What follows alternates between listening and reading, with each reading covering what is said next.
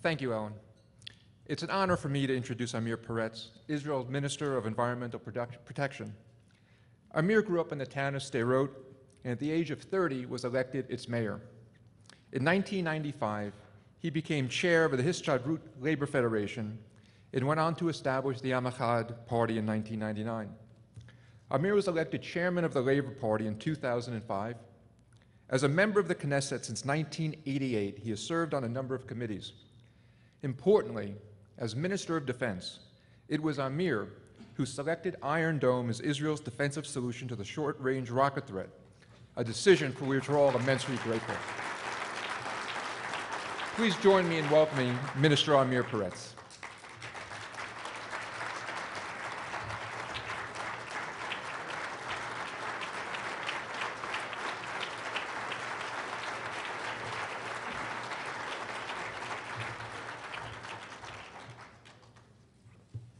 Distinguished guests, ladies and gentlemen, thank you for your warm welcome. I am very happy to be here with you at the National JNF Conference in Denver. I would like to open with an amazing story. I'm sure some of you are familiar with this story. It begins in Masada. Someone placed palm date seeds in a jar. The jar remained closed for 2,000 years. Then, in the 60s, archaeologists digging in Masada found those dry seeds preserved in the jar. 40 years later, in 2005, Israeli scientists did something extraordinary. They planted the seeds, and one began to grow. This is the Judean date palm, a tree that died out more than 1,800 years ago. We call it Metushelach, after the longest-lived person in the Bible. And it's still growing today in the Araba Institute. This is a story about making the impossible happen in the land where it all began. This is exactly what the JNF-KKL has been doing for more than 110 years now. Since the establishment of the state, it has planted over 240 million trees. 240 million trees. In fact, Israel is the only country in the world to have more trees today than at the beginning of the 20th century. The JNF's contribution to Israel and its environmental protection is not only limited to planting forests. It is involved in developing the water economy, the conservation and cleanup of open spaces. Israeli citizens feel, breathe, and touch the work of the JNF every day. The Environmental Protection Ministry and JNF-KKL are working together to improve the state of the environment in Israel from north to south, including fighting for the biosphere. An example is the Ramot Menashe area, which has been recognized by UNESCO. Buffer zones between forests and communities to prevent disasters by fire, like the Carmel forest disaster. River restoration, this has been an extraordinary example of cooperation in action. Result of this work can be seen in the rehabilitation of the Alexander, Harod, and Hadera rivers, and the Beersheba rivers, which has become an integral part of the JNF mission to develop the Negev area.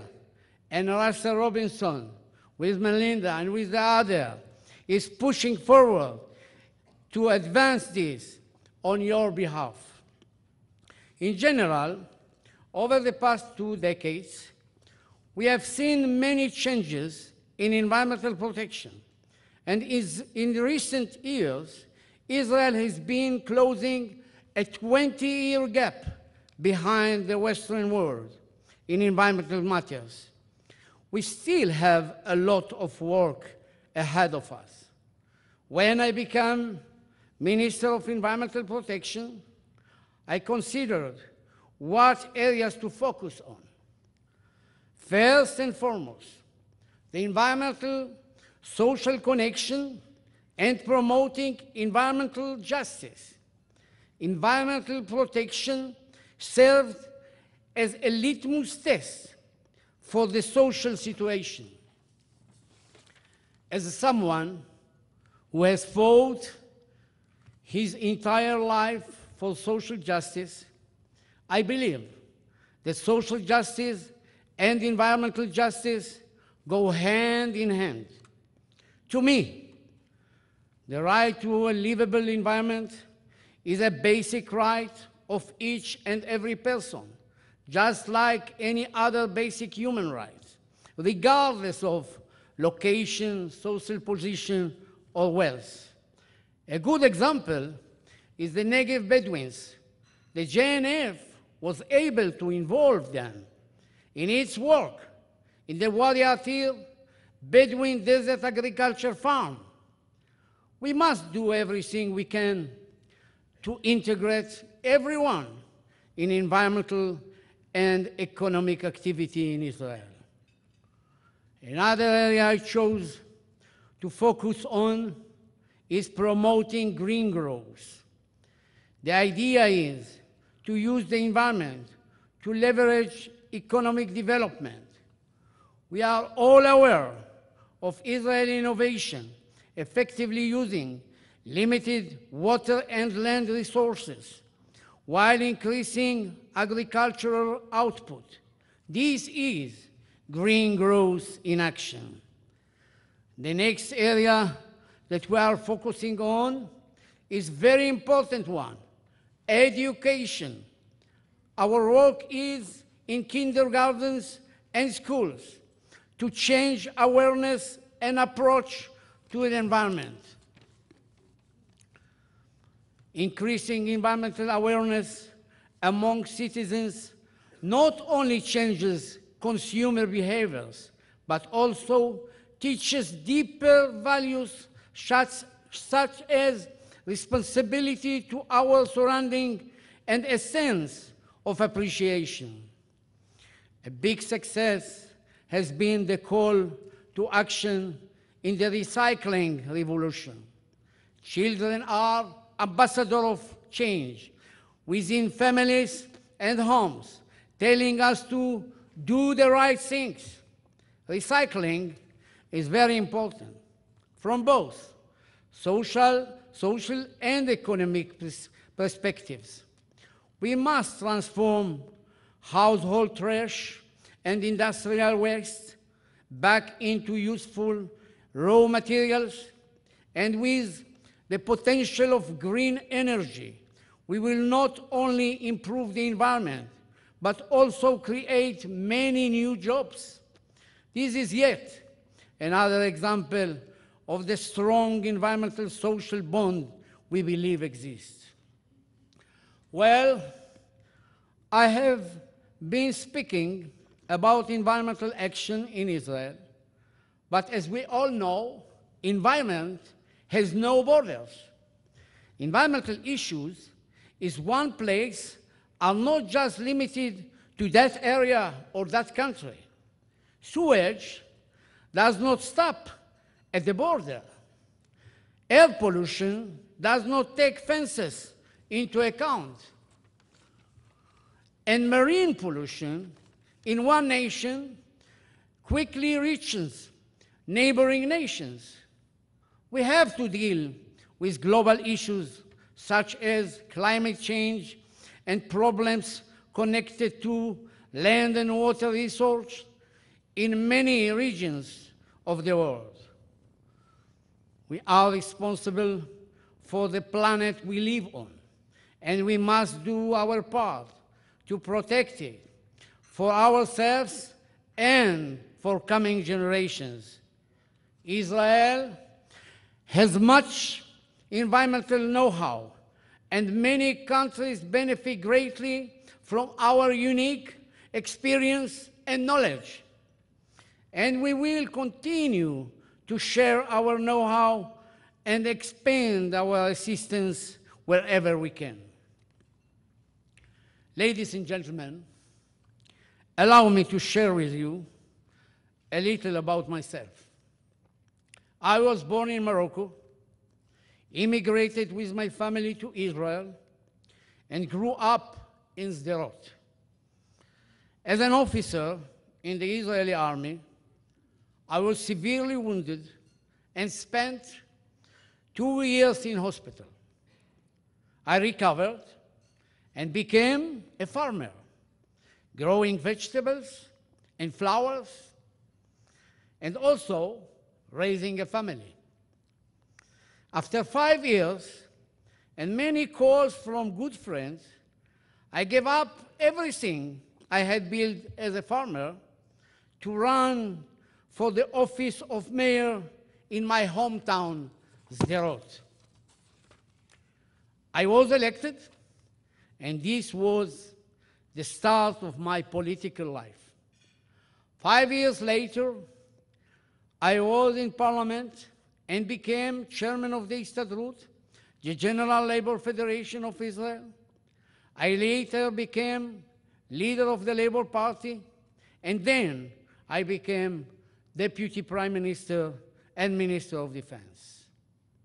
As Minister of Defense, I had to make many difficult decisions. Of course, I can discuss all of them. But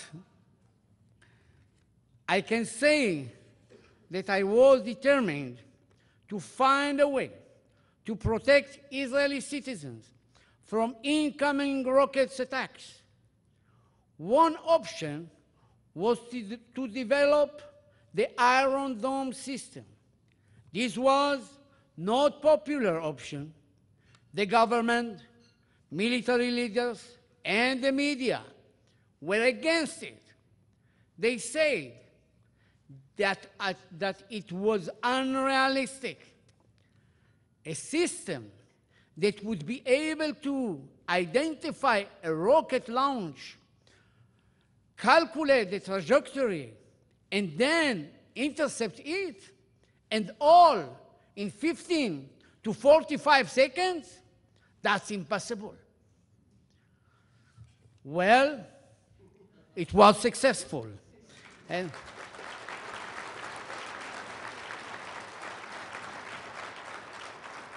today, thanks to the Iron Dome system, Israeli citizens can continue with their lives and go about their everyday routines. The Iron Dome system is now world-renowned, with President Obama describing its strategic importance in both military and political terms, and thus reaching the decision to approve U.S. investment specifically for the system.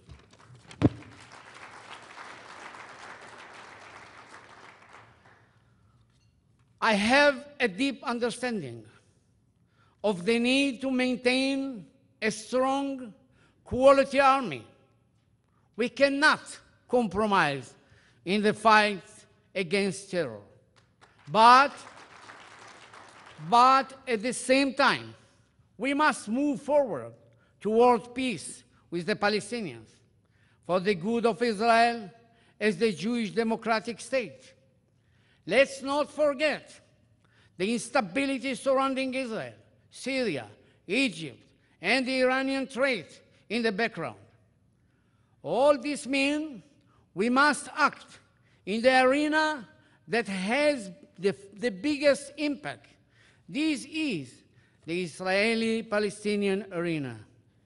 I respect the progress made by the Americans, John Kerry and President Obama, and I welcome the decision by Prime Minister Netanyahu to pursue negotiation with the Palestinians. I wish every success to Tzipi Livni, who is leading the negotiation team. Ladies and gentlemen, here in the USA, the land of opportunity, I can say with great pride that Israel is also a land of opportunity. I am grateful to democratic Israel for giving me the opportunity to serve my country, a country where someone from my humble beginnings gets to stand before you and represent the Jewish Democratic States of Israel.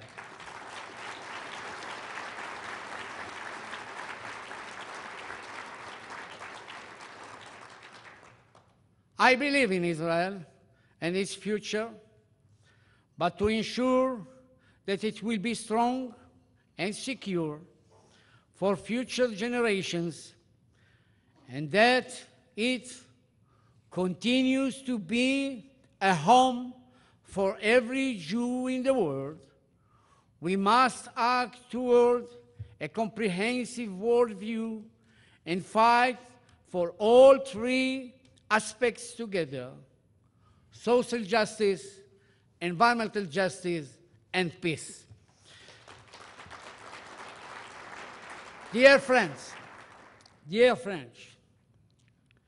I wish to end by reminding you about Mark Twain's visit to the Holy Land in 1867. He found a dry, bare land, and even described it as hopeless. I wonder what he would say now, and if he were with us today in this conference, I am sure he would have enough material to write a new book.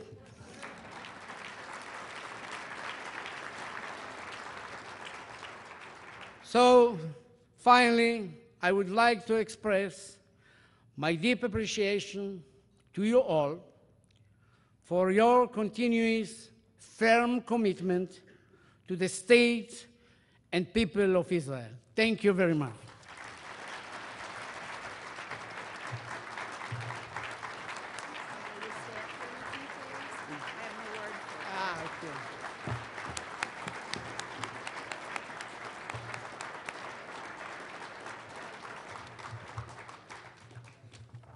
My name used to be Jane Ottenstein. Oh, I'm sorry. My name used to be Jane Ottenstein until I became associated with Jewish National Fund. Now it's Jane Ottenstein, member of World Chairman's Council, Board of Directors, Board of Trustees, and Presidential Advisor. And I was going to speak today about the implementation of the Iron Dome system, but I feel as though you covered it sufficiently. So last night, I must tell you, I met you yesterday, and last night I had the pleasure of sitting with you at dinner. You told me a story which I will never forget as long as I live. You told me that you were from Sderot, and when you were president, excuse me, I just gave you a Yes, promotion. okay. One option. Of you were Minister of Defense, your house was bombed in Sderot. You survived. Your bodyguard lost 2 legs, and your neighbor lost her life. I am truly honored to be standing with a man such as yourself. It's been my pleasure to meet you. Thank you for all you do for Jewish National Fund and for the world. Thank you. And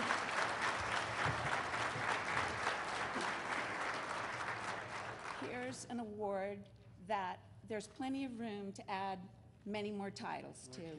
Thank you very much.